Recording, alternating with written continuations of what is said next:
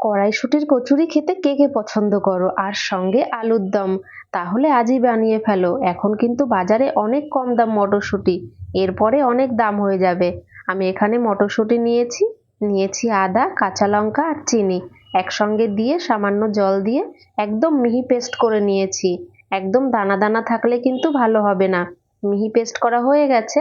তারপরে এখানে fry pan বসিয়ে দিয়েছি, দিয়েছি খুবই সামান্য সাদা তেল, আর দিলাম সামান্য কালো জিরে, আর দিলাম সামান্য হিং। একটু নাড়াচাড়া করে তারপরে এখানে যে পেস্ট করে রেখেছি মটরশুঁটির, সেই পেস্টটা দিয়ে দিলাম। এবারে একটু ভালো করে নাড়াচাড়া করে একদম লো আঁচে রেখে দেব, যতক্ষণে না মটরশুঁটি থেকে জলটা টেনে যায়। দিয়ে দিলাম সামান্য নুন। এবারে লো আঁচ করে রেখে দেব। আর এদিকে আমি ততক্ষণে ময়দাটা মেখে নিচ্ছি। দিয়ে দিলাম পরিমাণ মতো নুন, সামান্য চিনি আর সামান্য তেল। এবারে দিয়ে ভালো করে আমি মেখে নিলাম। এবার আমি ঢেকে রেস্টে রেখে দেব ময়দাটা। আর এদিকে একদমই জলটা টেনে গেছে। তারপরে এখানে দিয়ে দিলাম সামান্য ছোলার ছাতু। আবারও ভালো করে মিশিয়ে 1 মিনিট একটু নাড়াচাড়া করে নেব। আর ঠিক এরকম আঠালো হবে তখনই পুরটা রেডি হয়ে যাবে। এবার আমি পুরটা একটু ঠান্ডা হতে দেব। ততক্ষণে আমি এখানে আলুর দমটা করে নেব। আমি এখানে কড়াই বসিয়ে দিয়েছি, আর তাতে দিয়ে দিলাম পরিমাণ মতো সর্ষের তেল। আর এবারে আমি আলুগুলো ফ্রাই করে নেব। আলুগুলো আমি আগে সিদ্ধ করে ছোলাগুলো ছাড়িয়ে নিয়েছি। দিয়ে দিলাম নুন সামান্য আর সামান্য হলুদ। সব আলুগুলো হালকা লালচে করে ফ্রাই করে নেব। ফ্রাই করা হয়ে গেছে, একইভাবে বাকি আলুগুলো ফ্রাই করে নেব। সব আলুগুলো ফ্রাই করা হয়ে গেছে। আর একই কড়াইয়ে আমি দিয়ে দিলাম 2টো শুকনো লঙ্কা, সামান্য গোটা জিরে আর কয়েকটা তেজপাতা। একটু গন্ধ বেরিয়ে গেলে তারপর এখানে দিয়ে দিলাম পেঁয়াজ বাটা আর রসুন বাটা।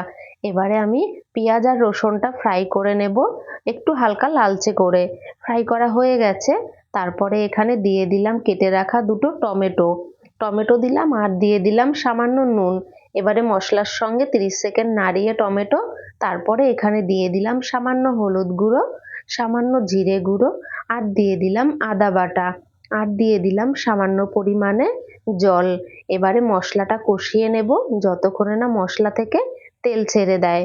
মশলা কষানো হয়ে গেছে। তারপর এখানে ভেজে রাখা আলুগুলো দিয়ে দিলাম, আর দিয়ে দিলাম সামান্য পরিমাণে জল।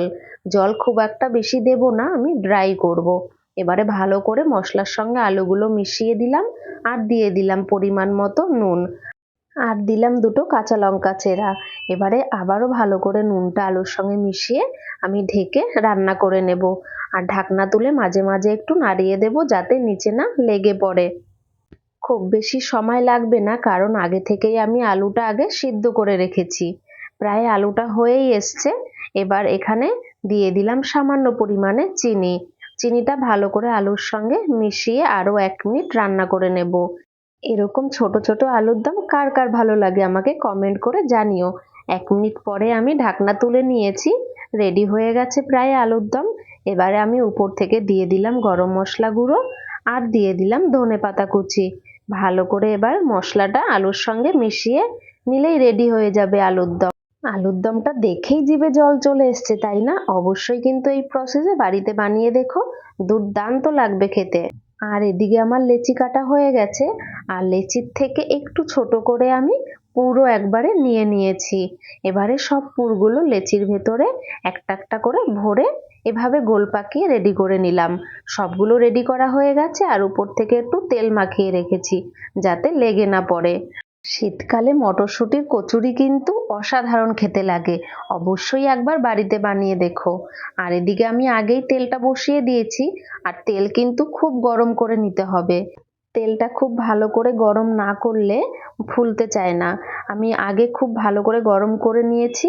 এবারে মিডিয়াম আঁচ করে আমি ফ্রাই করে নেব। আর খুন্তি দিয়ে হালকা হাতে উপরে প্রেসার দিলেই খুব সুন্দর ফুলে উঠবে। দেখেছো কত সুন্দর ফুলে উঠেছে? আর খুব বেশি জোরে কিন্তু প্রেসার দেওয়া যাবে না, তাহলে কিন্তু ফেটে যাবে। আর ফেটে গেলে ভেতরে থাকা কড়াইশুঁটির পুরগুলো সব তেলে বেরিয়ে যাবে। আর পুরগুলো বেরিয়ে গেলেই তেলটা একদম কালো হয়ে যাবে। দেখেছো? এভাবেই হালকা হাতে প্রেসার দিয়ে ভাজবে। আমি ভেজে নিয়েছি, একটু লালচে করে ফ্রাই করেছি। হয়েছে না কত সুন্দর দেখতে বলো? তোমরাও কিন্তু অবশ্যই বাড়িতে বানিয়ে দেখো।